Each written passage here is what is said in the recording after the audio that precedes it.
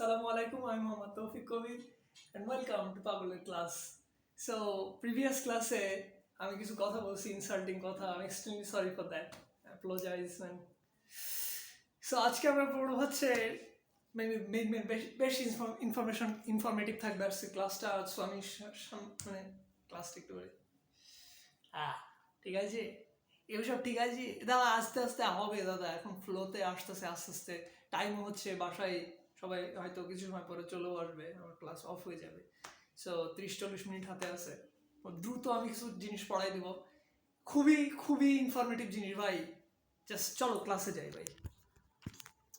So যেখানে আমরা ছিলাম আমি একদম একদম একদম একদম ডাইরেক্ট বলে দেবো। হ্যাঁ,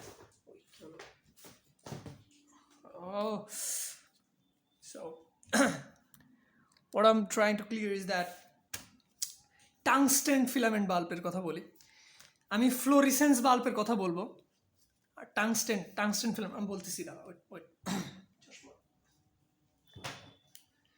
টাংস্টেন ফিলামেন্টের কথা বলি। এটা হচ্ছে মাত্র 5% বিদ্যুতিক শক্তি লাইট এনার্জিতে পরিণত করে, মাত্র 5% ভাই। Can imagine that? আজান দিচ্ছে, সরি। So welcome back. আজান দিচ্ছিল, ব্রেক নিলাম একটু জাস্ট, নামাজটা পড়বো ক্লাস হয়ে গেলে। টাংস্টেন ফিলামেন্ট বাল্বে হচ্ছে 5% বিদ্যুতিক শক্তি লাইট এনার্জিতে পরিণত হয়, এবং ফ্লোরিসেন্ট লাইটের যে বাল্বগুলো আমি যেটা এখন আমার ব্যাকগ্রাউন্ডে জ্বলতেছে, একটা রড লাইট, তারপরে যে এলইডি লাইট, এগুলো হচ্ছে ফ্লোরিসেন্ট নামক একটা বিশেষ একটা ব্যবস্থা এগুলা, ঠিক আছে? এরা 20% বিদ্যুৎ শক্তি লাইট এনার্জিতে পরিণত করতে পারে, কজ এটি ট্রাইফসফার ইউজ করা হয় এটিতে। ইটস এ হিউজ ইনফরমেশন ভাই, আমি জানি না কতজন এই ইনফরমেশনটা জানে। আমি বই থেকে খুব ঘাটাঘাটি করে বের করেছি একে তৌফিক কবির। ফিলামেন্ট, টাংস্টেন ফিলামেন্ট 5% বললাম ওটা। গামারে হচ্ছে আমার রেঞ্জ, এই জিনিসটা যে কতটা ইম্পর্টেন্ট ভাই, কেমিস্ট্রির এই রেঞ্জ আর এই ওয়েভলেন্থগুলা আমি আমার ভাষা নেই বলার। ফিজিক্স, কেমিস্ট্রি সব জায়গায় ভাই বিশাল সিগনিফিকেন্স এই জিনিসটার। অবজেক্টিভ আসলে তো আসেই, আরও কেমিস্ট্রি ফিজিক্সের ফিলটা দেয় এই জিনিসটা। ওয়েভলেন্থগুলা অনেকে এগুলোরে তুচ্ছ তাচ্ছিল্য করে, হ্যাঁ বেটা ওর কী হবে ভাই, কি হবে, আমি যখন ফিজিক্স পড়বো না দাদা। আমি ক্লাসে আসি। সো গামারে আমি এটা মুখস্থ করে ফেলি। গামা আলাদা, গামা হচ্ছে বাই দ্য ওয়ে এগুলো সব কিন্তু ইলেকট্রোম্যাগনেটিক ওয়েভ। ইলেকট্রোম্যাগনেটিক ওয়েভ, তার মানে ইলেকট্রোম্যাগনেটিক ওয়েভ হচ্ছে, এর বৈশিষ্ট্য হচ্ছে এর কোনো মাধ্যম লাগে না ভাই, এর কোনো মাধ্যম লাগে না চলতে।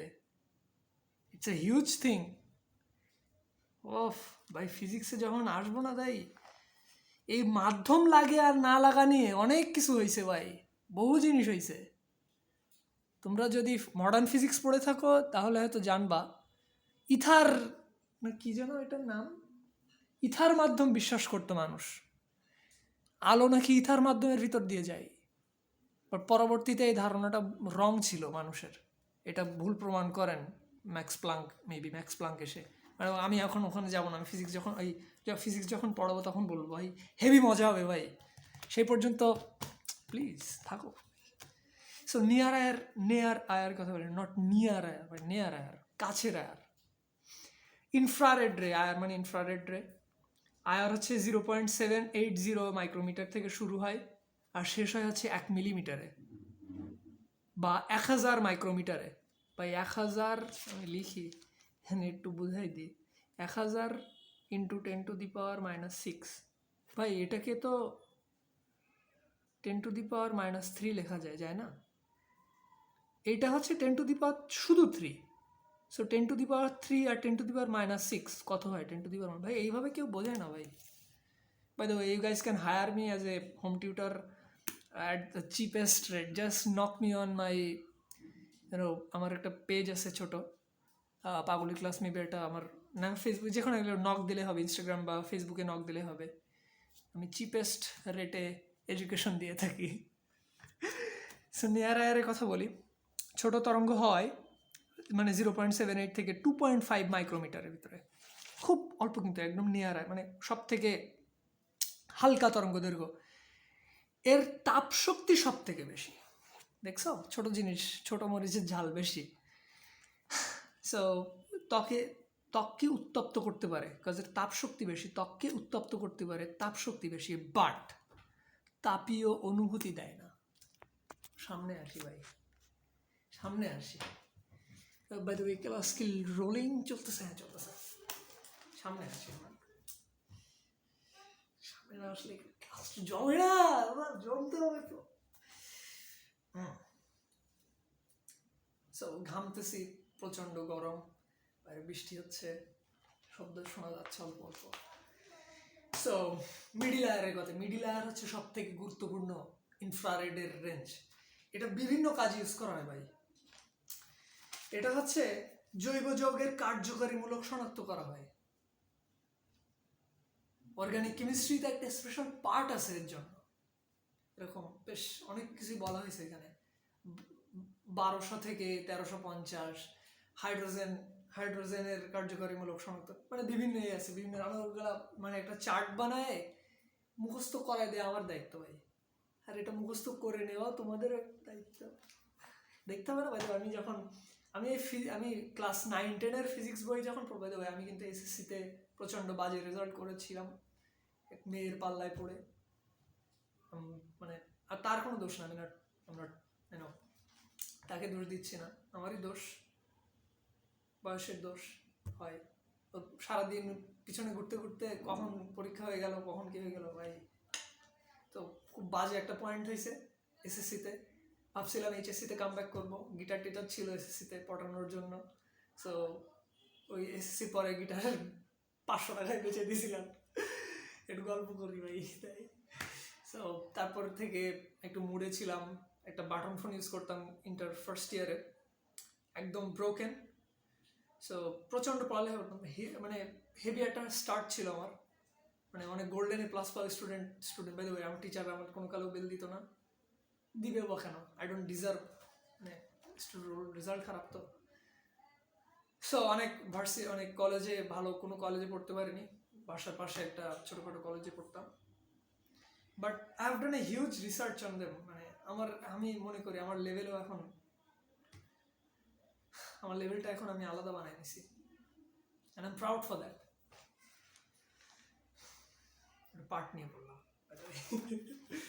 সো আমি মিডল এয়ারের কথা বলি। চশমা খুলতেছো কেন? 2.5 থেকে, বাই দ্য ওয়ে, তুমি যাতে এই মুহূর্তে দেখে থাকো ক্লাসটা, বলবো না, থাক ক্লাসে আসি। 2.5 থেকে 25 মাইক্রোমিটার আছে মিডল এয়ার। সো একটা জিনিস আমি একটু সামনে দেখাই দিই, সামনে একটা খুবই ইম্পর্টেন্ট একটা জিনিস। এই যে একটু খেয়াল করো ভাই, একটু খেয়াল করো। আমি 3টা জিনিস দেখো, মিলি, সেন্টি, ডেসিমিটার। অনেকে আসো হচ্ছে ওই যে মিলিমিটার থেকে সেন্টিমিটারে নিয়ে যেতে পারো না, মিটার থেকে মিলিমিটারে নিয়ে যেতে পারো না। এটা কিন্তু একটা কমন, আমি তো পারিই না ভাই, এটা আমার ডিসকভার করা, বাই দ্য ওয়ে, একে তৌফিক কবির ডিসকভার্ড। তৌফিক কবির, এটা আমার হচ্ছে মানে সিগনেচার রুল, আমি বানাইছি এটা, কেউ কারো কাছ থেকে ধার নেওয়া কেনা না ভাই, আমার বানানো, অনেক সময় ধরে বানানো। মিলিমিটার থেকে মিটারে যখন যাব 1/10, প্রতি ধাপে 1/10 করবো। মিলিমিটার থেকে যখন মিটারে যাব, মিলি, সেন্টি, ডেসিমিটার, মানে উপরের দিকে যখন যাব, মিলিমিটার সব থেকে কম, কিলোমিটার সব থেকে বেশি। সো লো থেকে যখন হাইতে যাব, লো থেকে হাইতে 1/10 করে গুণ করতে থাকবো, এবং হাইতে থেকে যখন লোতে আসবো, তখন শুধু 10 দ্বারা গুণ করবো, 100, যেটা 100 না, মানে 2 ধাপ গেলে 100। মিলিমিটার থেকে ডেসিমিটারে গেলে 100 দ্বারা হবে, মিলিমিটার থেকে মিটারে গেলে 1000 হবে, মানে যত হবে ভাই, মিলিমিটারে আছে, আমি যাব মিটারে, 1 2 3 1000, এইভাবে ভাই। এটা যদি একটু তোমরা খেয়াল করো বুঝতে পারো ভাই, আর যদি তাও বুঝতে না পারো প্লিজ ইনবক্সে আসো, আমি যদি পারি ইন্ডিভিজুয়ালি বুঝাই দিব। মিডিল আয়ার হচ্ছে জৈব যৌগের কার্যকরীমূলক শনাক্ত করে। ফায়ার আয়ার হচ্ছে 25 মাইক্রোমিটার থেকে 1 মিলিমিটার পর্যন্ত, একদম মানে এটা কিন্তু একদম, এর তরঙ্গ দৈর্ঘ্যটা কিন্তু বেশ বড় এটার থেকে, 1 মিলিমিটারে চলে আসতেছে। 1 মিলিমিটার আমরা চোখে মনে হয় দেখতে পাই হালকা একটু, তাপীয় অনুমতি দেয়। বাট এই নেয়ার আয়ার এটা তাপীয় অনুভূতি দেয় না। দ্যাটস দ্য, এটাই হচ্ছে মেন কথা একদম। নেয়ার আয়ার হচ্ছে তাপীয় অনুভূতি দেয় না, আর ফার আয়ার হচ্ছে তাপীয় অনুভূতি দেয়। এটার তাপ শক্তি কম, ত্বককে কম উত্তপ্ত করে, আর এটা ত্বককে বেশি উত্তপ্ত করে, তাপ শক্তি বেশি। সো কত সময় হলো? 10 মিনিট হলো, আর 5 মিনিট মেবি। বিপাক, ও ভাই তো বিশাল জিনিস, এই তো আসছে আস্তে আস্তে ইনফরমেশন। কিন্তু ভাই এগুলা কিন্তু কেউ দিবে না। ওকে ভাই, সামনে আসি ভাই, সামনে আসতে হবে। চশমা ভাই, হ্যাঁ এগুলা, এই দুইটা কিন্তু আমার নিজের বানানো, খুব সুন্দর, বেশ অনেক সময় ধরে বানানো, ডিজাইন করা। দেখা যায় না, একটা চশমা দেখা যায় না। আমি যে 3-4টা বানাইছি, ধার দিয়ে কোনা দিয়ে দেখতে হয় এভাবে। সো বিপাক্রিয়ায় উত্তপ্ত তাপ, আমরা যে খাবারটা খাই না, ডাইজেশনটা হয়। সো ডাইজেশন করার ফলে দেহ থেকে একটা তাপ নির্গত হয়, ঠিক আছে? ওই তাপটা হচ্ছে আয়ার রশ্মি রূপে নির্গত হয়। দেহের উৎপন্ন তাপ আয়ার বিকিরণের মাত্রার সমানুপাতিক। দেহে উৎপন্ন তাপ আয়ার বিকিরণ মাত্রার সমানুপাতিক। No what I mean? It's a huge information ভাই। আমি অ্যাসিওরিং ভাই, আমি উদ্ভাসের অনলাইন ক্লাস করছি, আমি তো এরকম কোনো ইনফরমেশন তাদের কাছ থেকে পাইনি। যদিও আমি আই হ্যাভ পেইড 15,000 ইউনো। আয়ার পরিসর হচ্ছে 8 মাইক্রোমিটার থেকে 12 মাইক্রোমিটার। আরে এটা পরীক্ষায় না আসলে আমি জাস্ট দিয়ে দিব, শেষ। আয়ার পরিসর হচ্ছে, এই যে দেহ থেকে যে নির্গত তাপ, এর পরিসরটা হচ্ছে 8 মাইক্রোমিটার থেকে 12 মাইক্রোমিটার। ভাই তোমরা যারা কমার্সে হও বা সায়েন্স বা আর্টসে যেই হও, এই ইনফরমেশনটা জানা কিন্তু একটা বিশাল গর্বের বিষয় ভাই, প্রাউড।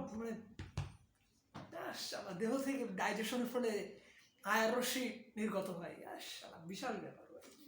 8 থেকে 12 মাইক্রোমিটার রেঞ্জের ভিতরে। বডি থেকে ইউভি রে বা বডি থেকে ইউভি, ওইটা মনে হয় দেখছি বইতে, মনে হয় হালকা লেখা আছে। বডি থেকে ইউভি রেও নাকি নির্গত হয়, মেইনলি বডি আয়ার বলে ওটাকে, যে রেঞ্জটা, এটা হচ্ছে বডি আয়ার। এবার আসবো হচ্ছে থার্মোগ্রাফ, আইআর থার্মোগ্রাফ, আইআর ইনফ্রারেড রে থার্মোগ্রাফ। সুস্থ দেহ এবং অসুস্থ দেহের ভিতরে পার্থক্য নির্ণয় করার জন্য এটা ইউজ করা হয়।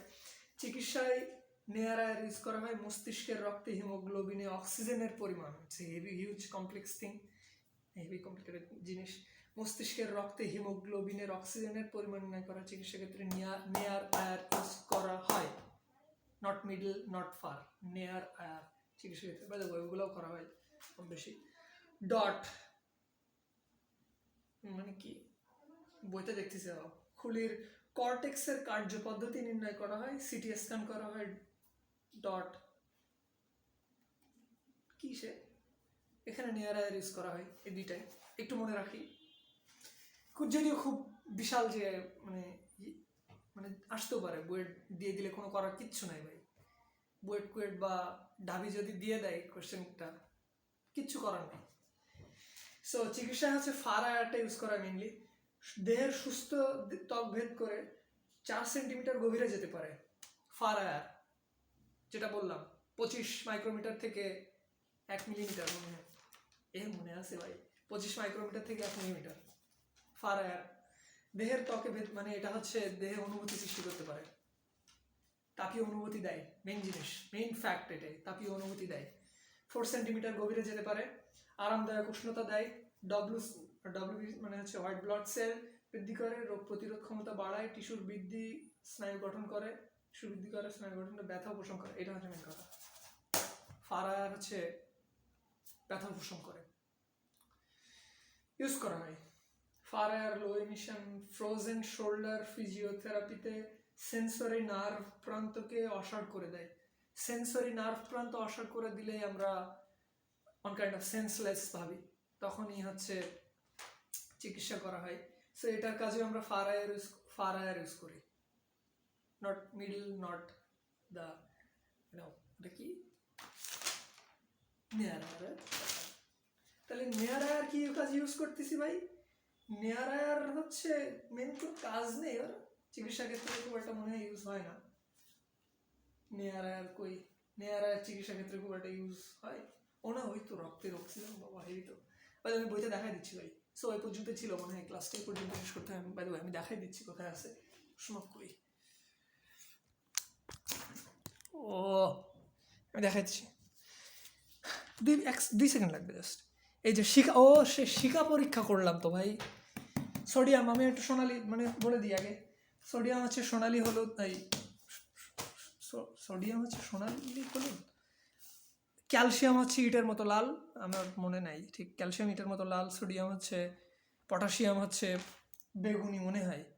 এই 3টা মনে আছে, বাকিটা কি ওই যেখানে পড়ছিলাম সেখানে ওইখানে বলেছে ইটের মতো লাল, ক্যালসিয়াম, কপার হচ্ছে সবুজ।